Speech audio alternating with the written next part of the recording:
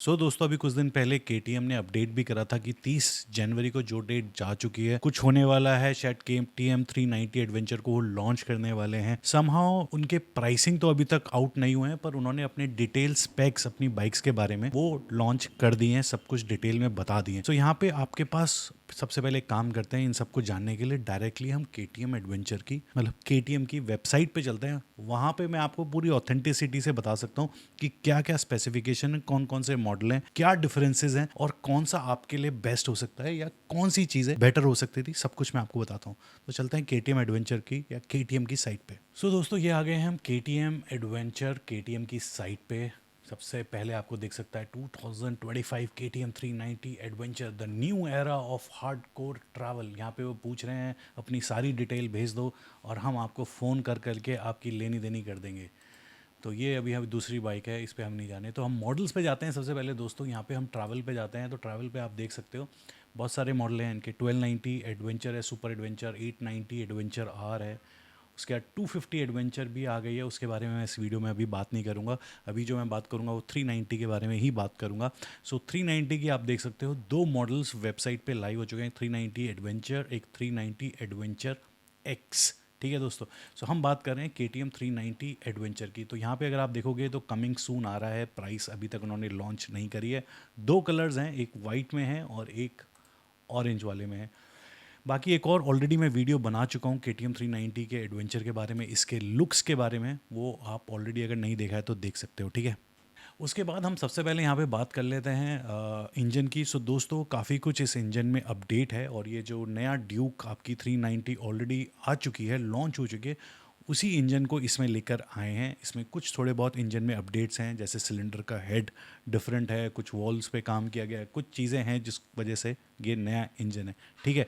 ये 39 Newton metre torque यहाँ पे आप देख सकते हो। अल्टीमेट परफॉर्मेंस 39 न्यूटन मीटर का टॉर्क बनाता है। 46 bhp PS का इंजन है। उसके बाद इसमें काफ़ी कुछ फीचर्स हैं, वो मैं आपको भी डिटेल में बात करूँगा। उसके बाद जो इसमें सेटअप है टायर का, वो 21 इंच फ्रंट है और 17 इंच का रियर है। जो फ्रंट है वो 90 विड्थ का है और जो रियर है वो 140 विड्थ का है। और जो इसमें 390 एडवेंचर है दोस्तों, इसमें स्पोक व्हील्स आते हैं, tubeless, importantly tubeless spoke wheels हैं। एंड 21-17 का प्रॉपर एडवेंचर वाला सेटअप है, जो आप ट्रेल्स पे उधर इधर कहीं भी आपको चढ़ाना है, पहाड़ों में, नदियों में कुदाना है, कहीं भी जहाँ प्रॉपर एडवेंचर आपको चाहिए, जहाँ रोड का कोई लेना देना नहीं है, उस तरीके से इसका टायर का सेटअप है। और उसी तरीके से इसका सस्पेंशन का भी सेटअप है। उसके बाद अभी थोड़ा सा डिटेल में आपको वेबसाइट पे और चीज़ें दिखा देता हूँ। जैसे कि सबसे पहले हम यहाँ पे आप देख सकते हो इंजन है, जो मैं आपको ऑलरेडी बता चुका हूँ। It's an LC4C engine. ठीक है। उसके बाद 399 सीसी का है। उसके बाद आपका इसमें एक और अपडेट है, जिसे आप स्क्रीन पे देख सकते हो, कि अंडर बेली एग्जॉस्ट है। और इसका देने का रीज़न ये है कि जो वेट डिस्ट्रीब्यूशन है बाइक का वो प्रॉपर हो जाए, ज़्यादा बेटर हो जाए। वरना एग्जॉस्ट एक साइड पे जाता है तो उसका वेट को काउंटर करने के लिए दूसरी तरफ चीज़ें, आप समझ रहे हो, एक तरफ एग्जॉस्ट है दूसरी तरफ तो है नहीं। तो अंडर बेली से क्या होता है कि जो वेट डिस्ट्रीब्यूशन है वो बाइक का वो बेटर हो जाता है। उसके बाद आपका जो इसमें पेट्रोल की टंकी है वो वैसे 14.5 लीटर की है। यहाँ पे 14 लीटर दिखा रहा है समहाउ, मेरे को नहीं पता वो 0.5 लीटर जो है वो अनयूजेबल है, क्योंकि अगर आप इसके डिटेल स्पेक्स में जाओगे नीचे जाके, तो यहाँ पे आप देख सकते हो। अगर हम नीचे जाएंगे तो यहाँ पे कहाँ पे है, ये रहा, ये आप देख रहे हो जो आपके सामने, यहाँ पे 14.5 लीटर दिखा रहा है, 400 प्लस किलोमीटर्स रेंज। और यहीं पे अगर हम यहाँ पे बात करें तो यहाँ पे 14 लीटर फ्यूल कैपेसिटी दिखा रहा है। तो 0.5 litre I don't know unusable है, इस वजह से वो वहाँ पे दिखा रहा है और यहाँ पे नहीं। 14 लीटर और ये 400 प्लस किलोमीटर रेंज बोल रहे हैं वेबसाइट पे। तो 400 को अगर हम 14 से डिवाइड करते हैं तो अप्रॉक्सीमेटली 28 के करीब का एवरेज आता है दोस्तों। और अगर कंपनी 28 का क्लेम कर रही है तो बहुत आइडल कंडीशंस में होता है एक्चुअल में। तो मेरे को ऐसा लगता है कि अगर आप ढंग से चलाओगे, तमीज़ से चलाओगे, तो 25 के करीब का एवरेज देगी। वरना उससे भी ख़राब हो सकता है अगर आप उसको ज़्यादा ही, समझ रहे हो। 25 का भी अगर हम एवरेज निकालें तो भी इसकी अच्छी खासी रेंज हो जाती है। आई थिंक 25 से अगर हम 25 इंटू 12 300 किलोमीटर के करीब होता है। और ठीक है, मतलब मेरे को ऐसा लगता है कि रेंज ठीक है। इसके अलावा अगर नेक्स्ट पे चलें तो इसमें आपके टैग हैं, बहुत सारी टैग हैं। अब मैं आपको टैग अगर बताना स्टार्ट करूं तो मैंने लिख लिए हैं, क्योंकि बहुत सारी हैं, भरी पड़ी हैं इसमें।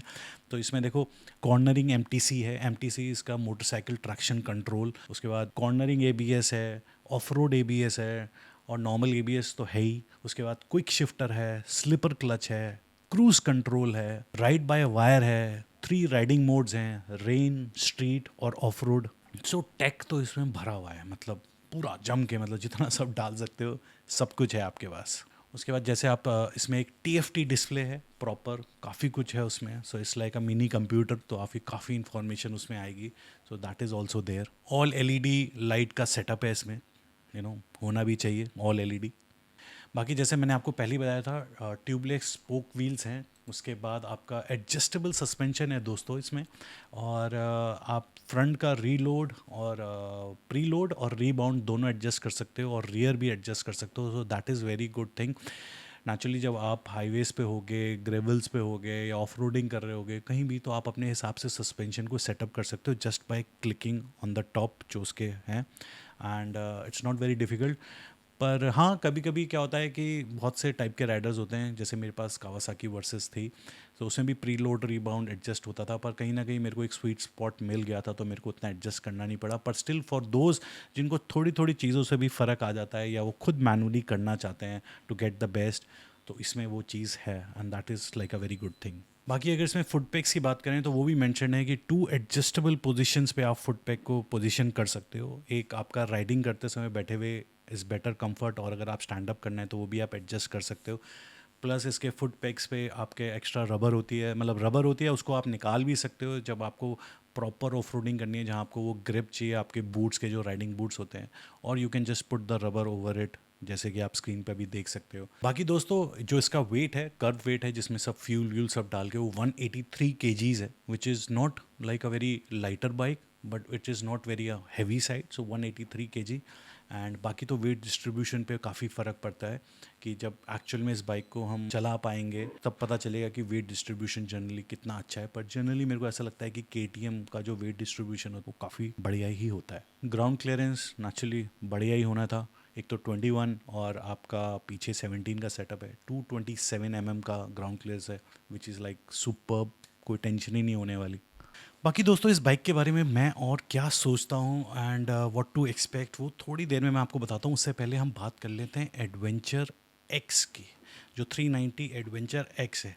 सो बेसिकली आपका डिज़ाइन तो ऑलमोस्ट सिमिलर ही है। क्या चीज़ें उसमें नहीं है, सबसे पहले उसमें 21 और 17 का सेटअप नहीं है, उसमें 19 और 17 का सेटअप है, उसमें अलॉय व्हील्स हैं, ठीक है। एक तो मेन ये चेंज, एडजस्टेबल सस्पेंशन उसमें नहीं है, दूसरा मेजर चेंज। उसमें क्रूज कंट्रोल नहीं है, तीसरा मेजर चेंज। उसके बाद अगर हम टेक की बात करें, टेक्नोलॉजी की बात करें, जो स्पेक्स कह रहे हैं, जो आपके स्पेक्स मतलब कि वेबसाइट पे कह रहे हैं, उसमें सिर्फ ऑफ रोड ABS है, उसमें आपका क्विक शिफ्टर है, उसमें आप स्लिपर क्लच है और राइड बाय वायर है। बाकी चीज़ें इसमें नहीं है, जो काफ़ी लंबी लिस्ट है, जो मैं ऑलरेडी आपको बता चुका हूँ। जैसे कि उसमें MTC नहीं है, मतलब ट्रैक्शन कंट्रोल नहीं है, राइडिंग मोड्स नहीं है, उसमें से हटा दिए, ठीक है। सो ये मेजर चेंज है उसमें। बाकी ग्राउंड क्लियरेंस दोनों में सेम है, वेट भी अप्रॉक्सीमेटली सेम है। जो एडवेंचर एक्स है वो 1 किलो कम है, सो विच इज़ लाइक नेग्लिजिबल। हाँ दोस्तों, तो अब इन बाइक के बारे में बात करते हैं। डिफरेंस मैंने आपको बता दिया, दोनों का प्राइस लॉन्च अभी नहीं हुआ है। जो पहले आई थिंक जो आती थी 390 एडवेंचर एक्स, उसमें करीबन 55,000 रुपीज़ का अंतर था, वो करीबन 340 की थी, और ये 285 की थी। एंड उसमें भी अप्रॉक्सीमेटली ऐसे ही कुछ मेजर चेंजेस थे। पर अभी इन दोनों बाइक्स की अगर मैं बात करूं तो जो चेंजेस हैं वो काफ़ी इम्पॉर्टेंट है। पर ज़रूरी नहीं है कि जो एक्स है मतलब वो बेकार ही है, और जो 390 एडवेंचर है वो बढ़िया ही है। डिपेंड करता है आपकी यूसेज के ऊपर भी, ठीक है। बस एक चीज़ मेरे को लगती है कि जो क्रूज़ कंट्रोल है ना, देखो क्या होता है कि जो 390 एडवेंचर है ना, उसमें जो टायर का सेटअप्स है, एडजस्टेबल सस्पेंशंस हैं, वो सब चीज़ें क्या हैं, जो ऑफ रोडिंग करते हैं ना, सीरियस ऑफ रोडिंग, उनके लिए बहुत इंपॉर्टेंट हो सकता है। पर जिनकी ज़्यादातर हाईवे टूरिंग ही रहती है और नॉर्मली अपने ट्रेल्स पे थोड़ा बहुत चले गए, ग्रेवल रोड्स जैसे लद्दाख में जो सब चीज़ें हैं, वहाँ पे एडवेंचर जो एक्स है that can also do a fabulous job, कोई दिक्कत नहीं। इट्स जस्ट कि because this is more like जिनको हाईवेज पे ज़्यादा चलना है, वो थोड़ा एडवेंचर एक्स की तरफ भी जा सकते हैं, क्योंकि उनको वो सब फीचर से उतना फ़र्क नहीं पड़ता। पर जो हाईवेज पे ज़्यादा जाते हैं वहाँ पे क्रूज़ कंट्रोल आपको बहुत मैटर कर जाता है। तो कहीं ना कहीं मेरे को ऐसा लगता है कि जो क्रूज़ कंट्रोल है वो एक्स पे होता, या एक्स से नहीं निकालते तो बढ़िया रहता है। एक्स पे थोड़ा सा मेरे को लगता है कि ज़्यादा इंपॉर्टेंट होता हो, बट somehow कंपनी का वही वाली बात है कि जो 390 है उसको प्रीमियम बनाना है, सारी जो मेन फीचर्स हैं वो उसमें डालने हैं, उसी वजह से मेरे को लगता है कि इन दोनों में प्राइस डिफरेंस तो होगा ही नेचुरली, पर क्या पिछले जितना होगा रेशियो में या ज़्यादा हो, कि जैसे पहले दोनों में मानो 50-55 हज़ार का अंतर था, तो अब जो नई बाइक है उसमें 60-70 हज़ार का अंतर आ जाएगा। ये तो आने वाले टाइम ही बताएगा, पर कहीं ना कहीं मेरे को ऐसा लगता है कि जो पहले 3.5, ये सब एक्स शोरूम मैं आपको बता रहा हूँ, अब की ये जो बाइक है इसका रेट मेरे को ऐसा लगता है कि बढ़ेगा, पर समहाउ अगर इन्होंने ऑन रोड प्राइस की बात कर रहा हूँ वो 4 लाख या उससे नीचे रखा, तो मेरे को ऐसा लगता है कि this is a very great bike, highly tech, load of features, very capable bike, और this will be a great option. अगर 4 लाख से अगर ऊपर जाते हैं, मानो 4.25, 4.20, 4.30 ऑन रोड प्राइस, तो then it will become little more, अभी ऑलरेडी प्रीमियम प्राइस है, प्रीमियम प्राइस बाइक्स हैं, और फिर और भी ज़्यादा उस बैरियर को जब क्रॉस कर जाएगी, सो वो तो आने वाले टाइम पे पता चल जाएगा। पर एक और भी चीज़ है, कुछ नेचुरली जो पुरानी 390 एडवेंचर जो पहले थे, बहुत से कस्टमर्स हैं उनको केटीएम की बाइक से दिक्कत भी है, खासतौर से उनके इंजन को लेके, रिलायबिलिटी को लेके भी बातें उठी हैं। पर मैं पहले भी एक वीडियो में बोल चुका हूँ कि जो ये परफॉर्मेंस इंजन्स होते हैं, जैसे केटीएम के जो इंजन्स हैं, they are performance engines, like ये आपको 399 में आपको इतनी टॉर्क और इतना जो पीएस, मतलब इतना जो पावर दे रहे हैं वो ऐसे ही नहीं दे रहे हैं। बाकी 400 सीसी कुछ कुछ जो हैं जिसके आधी पावर देते हैं। तो समहाउ जो ये इंजन का डिज़ाइन होता है ना, परफॉर्मेंस के लिए डिज़ाइन होता है, और ऐसे जो इंजन होते हैं ना, इनको ज़्यादा ध्यान रखना पड़ता है। ध्यान इन द सेंस कि भैया जब इनकी जो सर्विस है वो तभी करें, इसमें जिस लेवल का क्वालिटी का इंजन ऑयल डलना है वही डलें, सर्विस को मतलब सीरियसली लेंगे भैया। जो पार्ट्स आपका एयर फिल्टर है, ऑयल फिल्टर है, इंजन ऑयल है, ये सब चीज़ें टाइमली चेंज कराते रहें। इसमें कोई वो ना करें कि भैया थोड़ा सा और चला लिया, थोड़ा कोई दिक्कत नहीं, अभी तो ठीक है। ये परफॉर्मेंस बाइक्स को हमेशा बोलता हूँ, इनमें जो आपकी सर्विस इंटरवल्स में प्रॉपर टाइम पे कराना, और सारे पार्ट्स जो कंपनी कहती है जो जिस टाइम पे बदलना है वो प्रॉपरली बदलवाते हैं। इंडिया में टेंडेंसी है, इनफैक्ट मेरे में भी है, यार कोई बात नहीं, अभी ये चलेगा, चला लेते हैं, अभी चला लेंगे। तो जो इन बाइक्स के साथ ऐसा ना करें, you will get the best result जब आप इनका ध्यान पूरी तरीके से रखेंगे। कोई देखो स्प्लेंडर तो है नहीं, कुछ ही कर लो, चलाते रहो, सर्विस कराओ मत कराओ, चलती रहेगी, क्योंकि it's not a performance bike, वो अलग ही है बाइक, वो लॉर्ड है, लॉर्ड स्प्लेंडर। ये चीज़ बहुत ज़रूरी है। बाकी मेरे को ऐसा लगता है कि मैं पहले ही बोल चुका हूँ कि मेरे को ये जो नई बाइक है 390 एडवेंचर, ये पहले से देखने में मेरे को बहुत ज़्यादा अच्छी लगती है। समहाउ बहुत से लोगों को जो फ्रंट वाली जो इसका टेल सेक्शन है, जो वर्टिकल लाइट का सेटअप है फ्रंट में, बहुत लोगों को अटपटा सा भी लग रहा है, पर आई थिंक वो एक ऐसा डिज़ाइनर है जो धीरे धीरे लोगों को पसंद आने लगे, शायद कभी ना आए, तो वो एक चीज़ है। पर मेरे को इस बाइक काफ़ी परफॉर्मेंस, काफ़ी लग रहा है कि ये bike will do good numbers और लोगों को पसंद आएगी। एंड बाकी तो जब चला पाएंगे एग्जैक्टली जब इसकी कॉस्ट आएगी तब पता चलेगा ज़्यादा, ठीक है। सो ये मेरे को थोड़ी सी चीज़ें थी, मेरे को लगा आपसे शेयर कर दूं। I hope you like it, and जो इन्फॉर्मेशन आप ढूंढ रहे थे कहीं ना कहीं वो आपको मिल गई, नहीं मिली तो कमेंट्स में लिख देना, and I will be happy to help, या वहाँ पे डिस्कशन कर लेंगे, ठीक है दोस्तों। सो टिल नेक्स्ट वीडियो, चमकते रहो, मुस्कुराते रहो दोस्तों, लव यू, बाय बाय।